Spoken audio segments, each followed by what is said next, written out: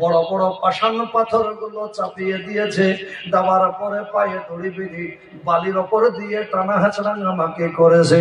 আর বলেছে মোহাম্মদের ধর্ম ছাড়, জানে বেঁচে যাবে, আর মোহাম্মদের ধর্ম যদি না ছাড়বে তোর জীবন আমরা নিয়ে নিব।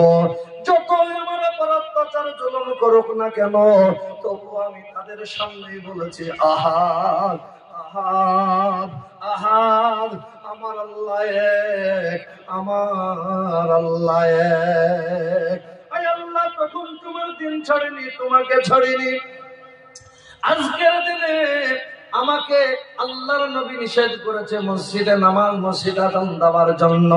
এক সময় সাহাবাই কিরামগণ আল্লাহর নবীর কাছে বললেন, ইয়া রাসূলুল্লাহ, এই হযরত বিলাল মসজিদে নববীর মুয়াজ্জিন নবী গো, এর আযান আমাদের পছন্দ হয় না।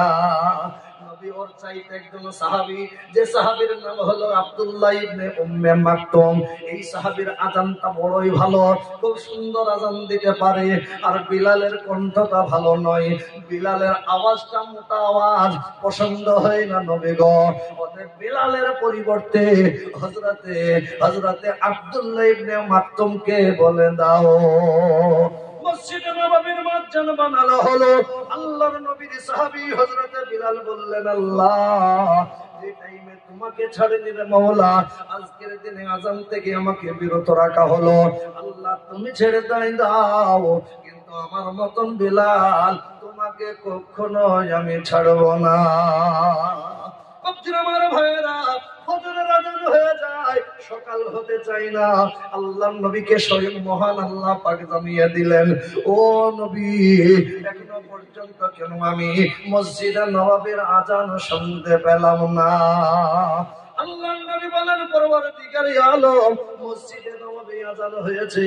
আল্লাহ পাক বলেন, ও মুহাম্মদ, ওগো আমার নবী, মসজিদে নববীর আযান হয়েছে জানি, কিন্তু আমি বিলালের কণ্ঠ শুনতে পেলাম না।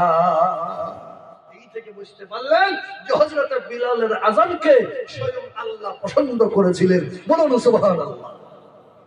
সাহাবায়ে কিরামগণ ফজরের সময় দূর দূরান্ত থেকে ওযু বানিয়ে মসজিদের দিকে নামাজ পড়ার জন্য এসেছেন।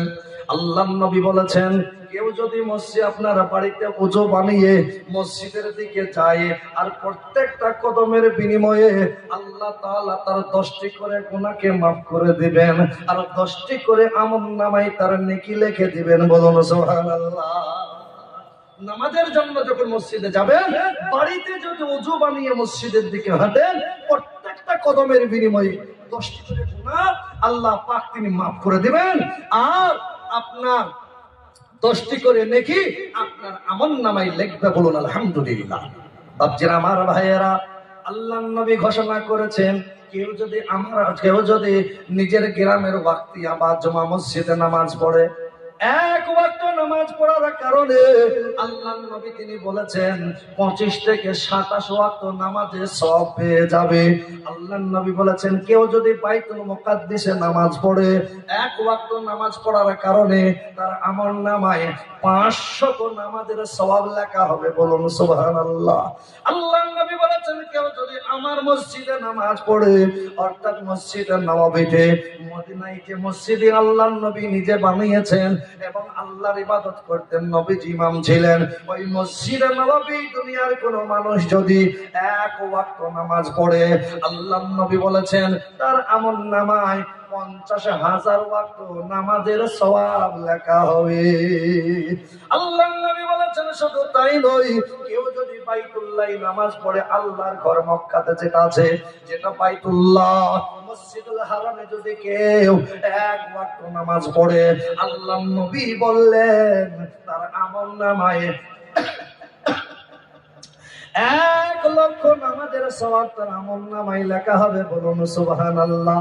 নবীর পেছনে নামাজ পড়ার জন্য সাহাবায়ে কিরামগণ দূর দূরান্ত থেকে সকলেই মসজিদে রওনা দিয়েছেন। আল্লাহর নবী ঠিক টাইম মতন নামাজে দাঁড়িয়ে গিয়েছেন, আর সকলের পেছনে হযরত আবু আব্দুল্লাহ স্যার তিনিও এসে হাজির।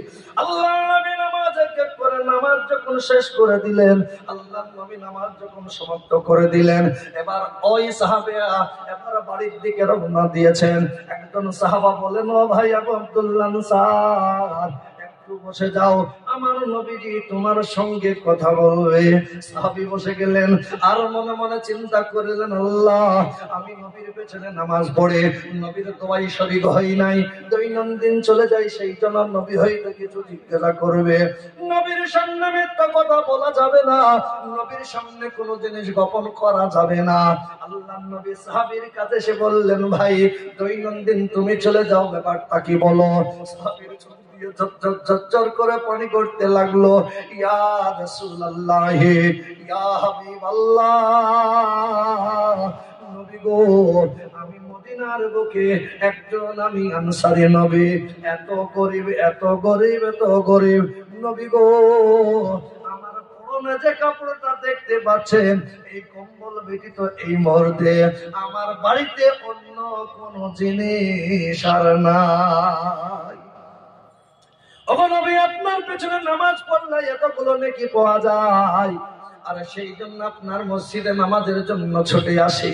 মসজিদ থেকে আমি বেরিয়ে গিয়ে আমার বিবিকে এই কাপড়টা খুলে দেই। আমার বিবি একটা গর্তের মধ্যে থাকে, এই কাপড়টা পরিধান করে সেও নামাজটা আদায় করে। নবী গো, আমি যদি বিলম্ব করি আমার বিবির নামাজ কাজা হয়ে যাবে। আল্লাহর নবী বললেন, সাহাবা, আর তোমাকে বিলম্ব করতে হবে না, তুমি চলে যাও। সাহাবারা ছুটতে ছুটতে চলে গেলেন। বিবি বললেন, স্বামী গো, আজকে তো বিলম্ব হলো কেন স্বামী? বিবিকে বললেন, বিবি রে, মনে করেছিলাম জীবনের গোপনীয় কথা দুনিয়ার কোন মানুষের সামনে প্রকাশ করব না, কিন্তু আজকের দিনে দয়ার সাগর রাহমাতুল লিল আলামিন নবী মুহাম্মদ সাল্লাল্লাহু আলাইহি সাল্লামের কাছে সমস্ত গোপনীয় কথা সব ফাঁস হয়ে গিয়েছে। বিবি রে, তুই জলদি করে নামাজ পড়ে দে। সাহাবী নামাজ